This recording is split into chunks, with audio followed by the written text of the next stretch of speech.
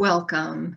My name is Dana Bristol Smith with Leap to Success, and I'm welcoming you to Self-Care in Stressful Times. I'm so glad that you're taking 30 minutes for yourself. You're giving yourself a break. You're taking some respite. You're recharging your batteries. So I'm really, really pleased that you are here with us today. Our theme this month is I am nurtured by life. So each month we are using a different affirmation, which is a tool that we teach as part of our Leap to Confidence program. For those of you not familiar yet with Leap to Success, we're a women's empowerment organization based in Carlsbad, California. And we work with women who are overcoming adversity in their lives, like domestic violence, homelessness, and other major life challenges. We've seen this time during the pandemic as a way to reach out beyond the women that we serve to our community partners who refer women to attend our programs and to others in the community who are helpers. So you're there caring for your family, caring for people that you serve through your work, and just because you're a caring person. So I'm so glad that you are with us today. Again, our theme for the month is I'm nurtured by life. And today's topic is nurturing creativity. I'm excited to introduce two of our Leap to Success team members. You know one of them really well because she's my co-host on each of these episodes. And the other person I'm going to introduce you to is usually behind the scenes. And we've asked her to step out in front of the camera and share with you today. Her name is Alyssa Jenkins, and she handles lots of different activities at Leap to Success and helps everything run smoothly. She's also an accomplished writer with her own publishing company, and she's got a unique view of creativity.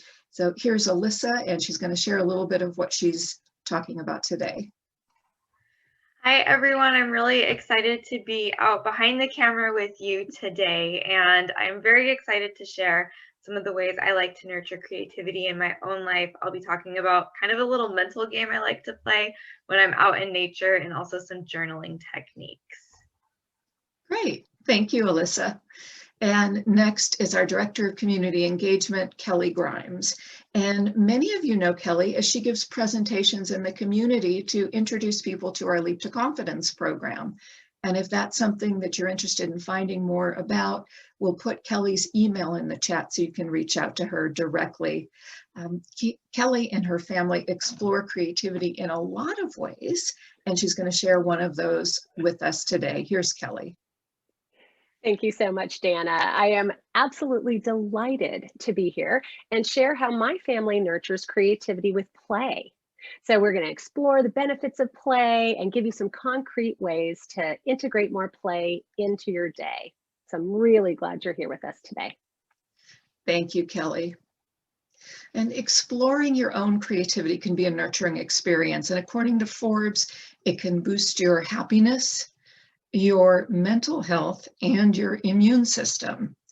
But first, before we dive in, to our mindfulness practice and learning these great tips, I'd like to check in with you and have you rate your current level of stress on a scale from 1 to 10. So here is the poll. Please take a moment and rate your current level of stress. What we're finding is that by participating in this webinar, Self-Care in Stressful Times, our attendees are having an average of close to a 40% decrease within the 30 minutes of this webinar. Okay, I see your responses, and it looks like a 5.5 on a scale from 1 to 10 is the average. So thank you for sharing that with us. And now, let's do our first activity to decrease stress. And this will be a guided mindfulness practice. So go ahead and right where you are, sitting right where you are, and exactly as you are, give yourself a moment to pause and take a breath. And just go ahead and take another deep breath in. And on this breath, notice your shoulders. because we are all carrying a lot on our shoulders these days during the pandemic. We have fear, worry, anxiety, and all of those feelings that we carry with us create tension and tightness in our body. And we need to give ourselves permission to unwind. And we can do that by pausing. So go ahead now and take another deep breath in and exhale. And if you're comfortable, go ahead and close your eyes. And if not, just soften your gaze downward. And give yourself permission just to be here, not to be doing anything else, not to be thinking about anything else, just to be here. And go ahead and take a couple of deep breaths in and exhale on your own.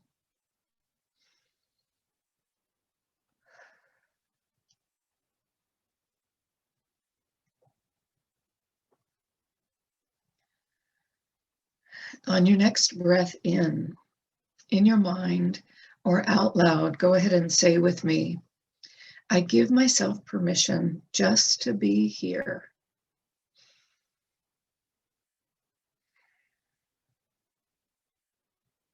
I give myself respite and care.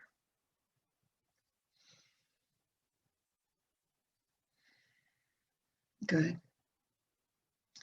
Now bring your awareness to your feet touching the ground and feel the support of the ground beneath you.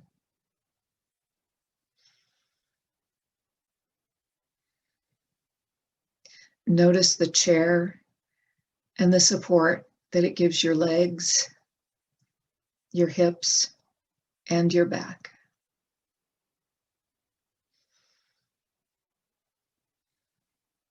And notice if there's anywhere in your body that's feeling tension or pain.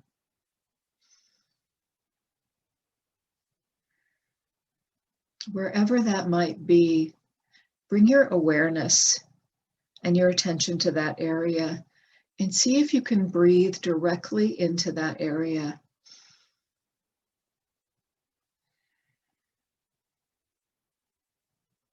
And on your next breath, see if you can breathe kindness and compassion directly into that area. And if there's nothing that's feeling tight or tense, see if you can just breathe kindness and compassion directly into your heart, directly into your heart space. And go ahead and do that one more time.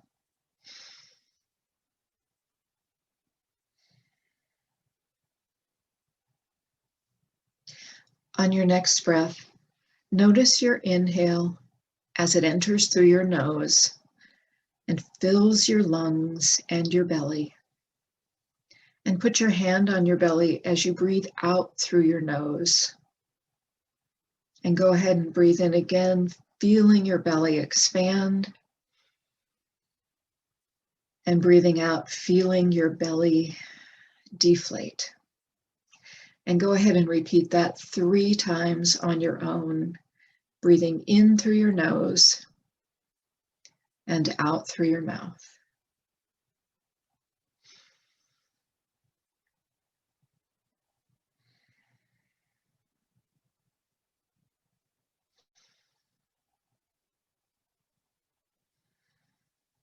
Very good. Now in our final breath during this mindfulness practice, go ahead and put your hand over your heart and take another deep breath in directly into your heart space and breathe in kindness and breathe in love. And as you exhale, exhale with those thoughts of kindness and love. Kindness and love towards yourself and towards those around you. Beautiful. And when you're ready, go ahead and open your eyes back up. Take a nice deep breath in. And I'm going to invite Alyssa on to share her tips in creativity through writing. Here's Alyssa. Thank you, Dana. I love those breathing exercises. They're really good to start getting the oxygen flowing in the body. So nurturing creativity, as Dana mentioned, I'm a writer, and specifically I love to write fantasy because of the different aspects of world building and the creativity that you get to just explore within your mind. And so one of the things I really like to do to nurture my creativity is to ask what if questions. And this is a big way for me to actually start getting story ideas for different books that I want to write. So what if questions? I like to do this a lot when I take nature walks, which doesn't happen very often. I don't really get out as the house as much as I should. But when I do, I love to ask myself what if questions. So these are just when you're walking around in nature and you see different things, you ask yourself what if about different aspects. So for example, one of the things I really like to do is go see tide pools. And when I'm out walking in the tide pools, it might sound kind of funny, but I like to ask myself, like, what if I was like shrunk down to this size and then the tide pools were now the world around me? Like, what would that look like? How would I interact with my environment? If there was a society there, like, how would they thrive? Like, what would their economy be? And so it's just a fun way to practice creativity and have a little imaginary playtime in your head. And it can be extra fun if you then take those ideas and start writing them out, and maybe you'll get a story out of it. But that, on a not so like story driven note, another thing that I really like to do to nurture creativity in my life is something that I call vision journaling. And I love to do this when I kind of get stuck in negative, like present time thinking, when I can only focus on what's going wrong or like where I'm not at, like versus where I am. And it's a very helpful way to just get out of that and start thinking about the future and the different possibilities and opportunities that it can have. So to vision journal, you first think of something that could be an ideal in your life. So whether that's a new house that you want, whether it's your dream job, whether it's a future partner, you put yourself in a space where you're actually living in your ideal and you write out all of those details. So for an example, we could talk about doing an ideal house. So if you think about your ideal house, some of the questions that you would want to answer for a vision journal are: where is it located? How many rooms does it have? What kind of rooms does it have? Because I know in my ideal house, I definitely want to have a big library someday. What do they look like? How do you feel when you're in your house? No matter what your ideal is, hitting different descriptions that incorporate your senses is really, really helpful in helping to flesh out your vision so that you can really take yourself from where you're at and put yourself to where you want to be. One of the most important points when you are vision journaling, for like to keep yourself mentally healthy, is to do it with a lens of gratitude for where you're at in the present moment. Because even though you're thinking about the future and the possibility, if you are coming at it from a place of really hating your current situation, then it's going to make that future vision seem, you're going to have a little bit more resistance to it and a little bit of a harder time being happy when you think about it, because you'll be focused on like your lack where you are right now. So before you get started with your vision journal, it's really, really good to take a moment to be like in the present and like list out what you are grateful for. And then from that space, go in and write out your ideal, your vision for what you could think of for your future.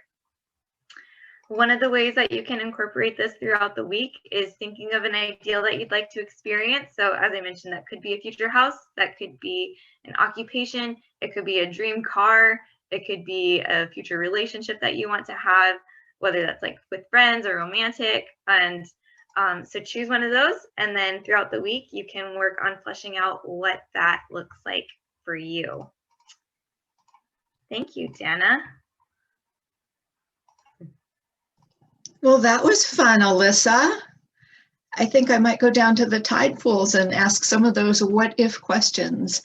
I think, and also what you shared of looking at this through what you're already grateful for, not what you don't like in your life, is a really good tip, because I can imagine that people's moods would be really elevated by doing that. So thank you so much. So I'd like to share a way that I nurture my creativity. For me, color and design and art is really important. I'm married to an artist, so I get to see art all the time through my husband Greg's creativity, which is amazing. And we have very different likes and colors and styles, so I look for things that inspire me to nurture my creativity. And I'd like to share something that I have found during the pandemic, because I was wanting to take art classes, and as you know, we couldn't go anywhere to do that. So I'm sure that many of you have found YouTube and know about what an incredible resource it is. What you may or may not know is that there are incredible classes available, and it's all free. So I want to introduce you to somebody who I've found, and I hope you can see the screen of Shada Campbell. This is her YouTube site.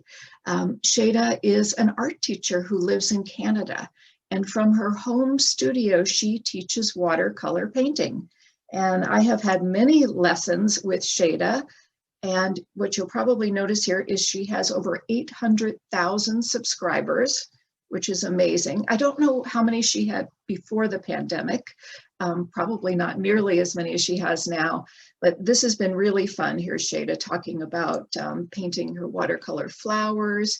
It looks like she's designing a neutral space for the baby she's expecting. But take a look at the variety of things that Shada paints. All of these videos are short. They're from 10 to 20 minutes long. So you can sit down, you can take a creativity break, and step by step learn how to do watercolors. So this has been really fun, and I've really enjoyed learning with Shada. There's a lot of other art available online. And I want to show you something else. I'm going to give you a sneak peek of a Leap to Success creative project.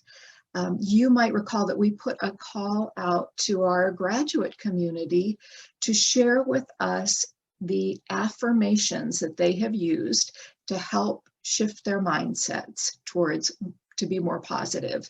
And you know, because we've shared it also on this webinar, how to use affirmations. Well, we have created something that I've wanted to do for a very long time.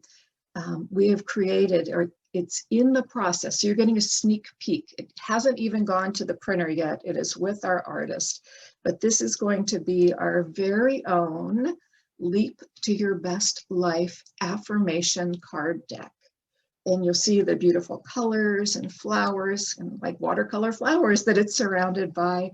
And it's got close to 50 affirmations that our Leap to Success community has contributed. So these are inspiring words to help you move forward in your life from wherever you are. And like Alyssa was sharing, to envision your future, which is such a great way to nurture creativity. So that is your sneak peek. The affirmation card deck won't be out for another month or so, but you got to see a peek of it.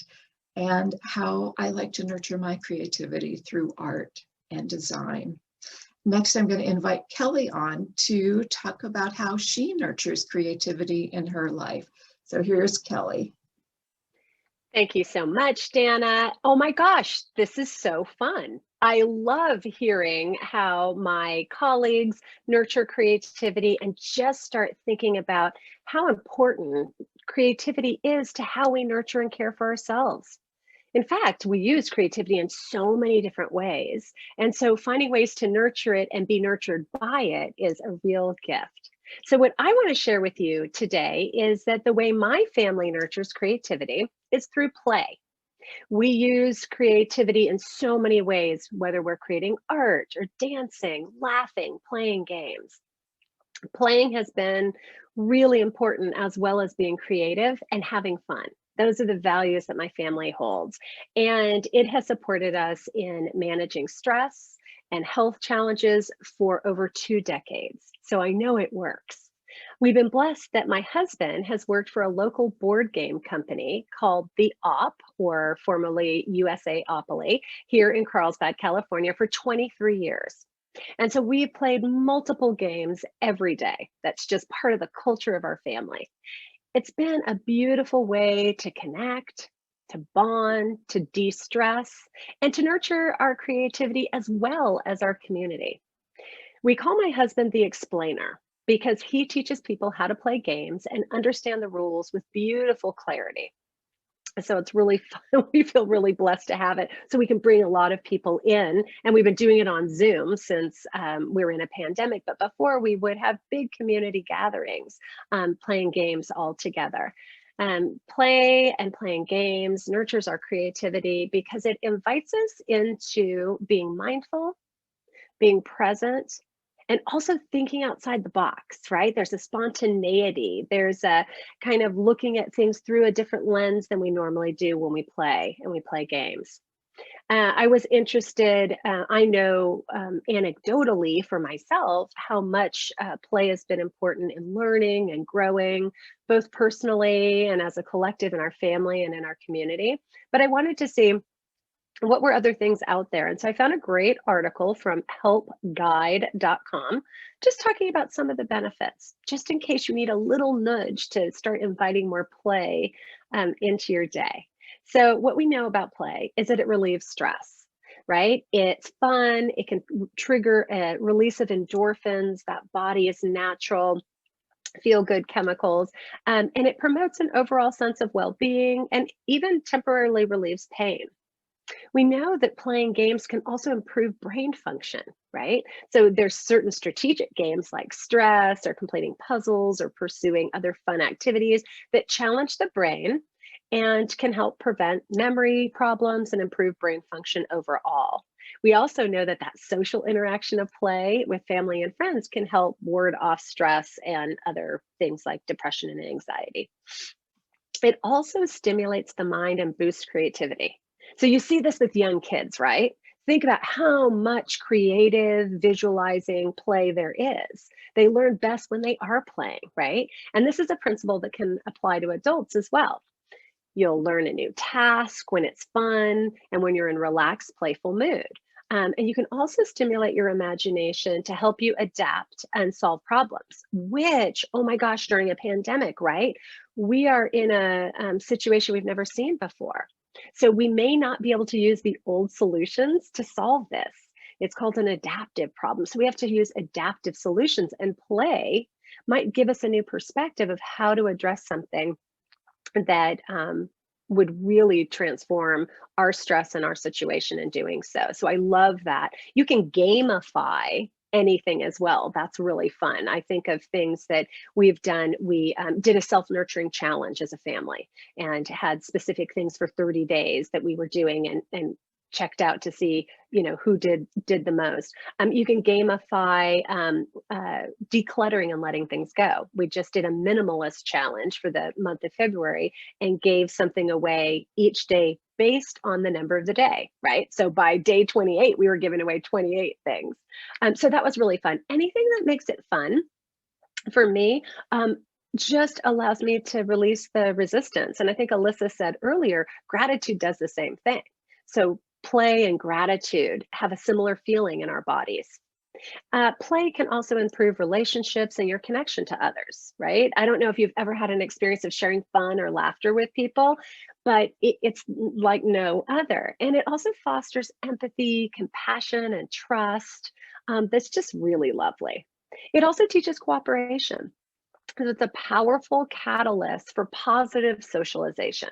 So through play, kids learn how to, you know, cooperate and connect with others. And also there's boundaries and rules in games, right? So it allows us to learn, like, what are those healthy boundaries? And I find that play just keeps you feeling young and energetic. In the words of George Bernard Shaw, we don't stop playing because we grow old. We grow old because we stop playing. So ways my family plays that you might want to incorporate into your day. We play board games all the time.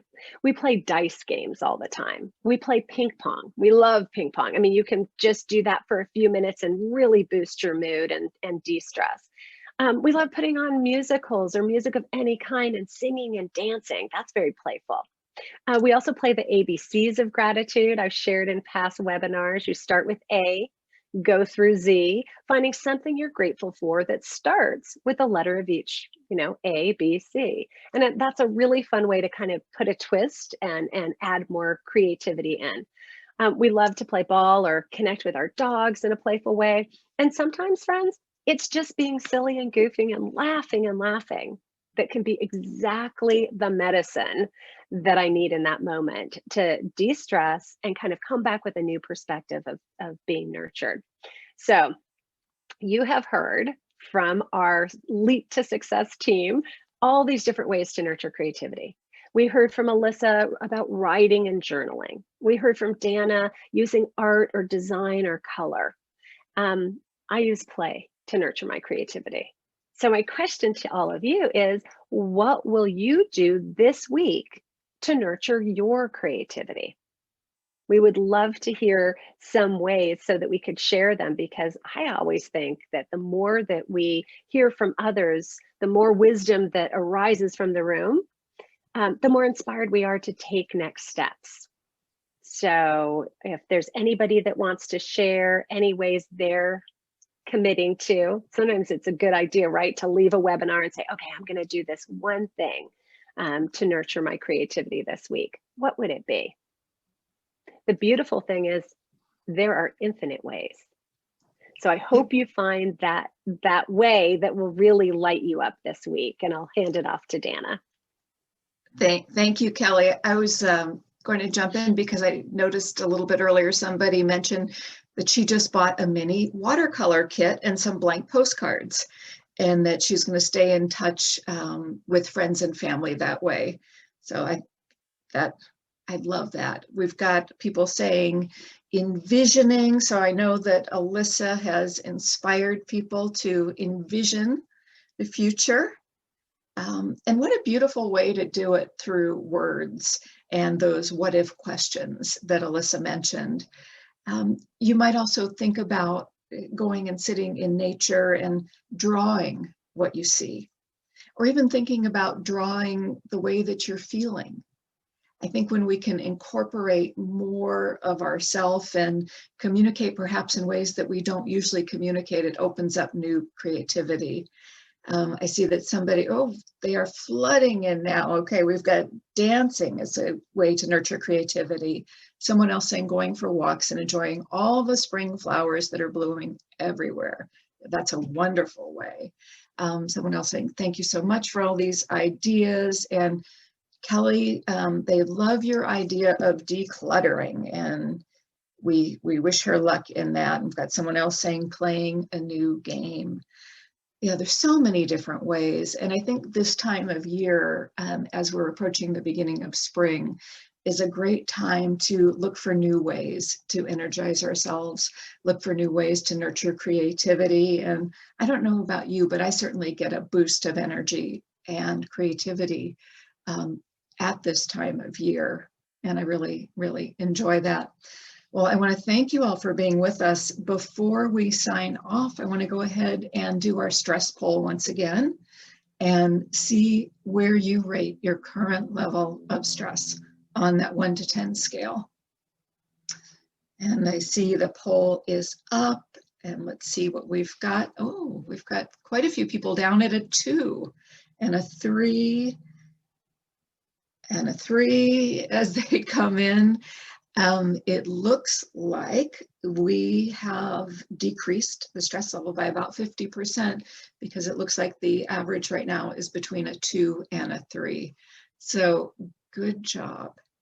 Good job to all of you by giving yourself this opportunity, giving yourself this 30 minutes to pause in the middle of your day.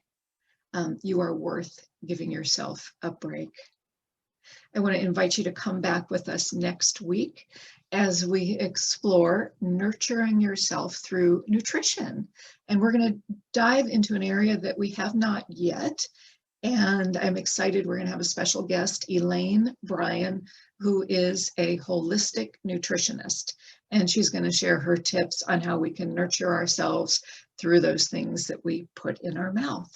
So I'm really grateful to you for being here with us today, giving yourself this 30 minutes of respite. I want to thank Alyssa for sharing her tips and Kelly for sharing those great activities that she and her family engage in, and invite you to join us again next week and to share us with your friends. Visit our YouTube channel, our Leap to Success YouTube channel, or our Leap to Success Facebook page. You'll find all of our past episodes there, and be good to yourself in the next week. And I look forward to seeing you again. Bye-bye.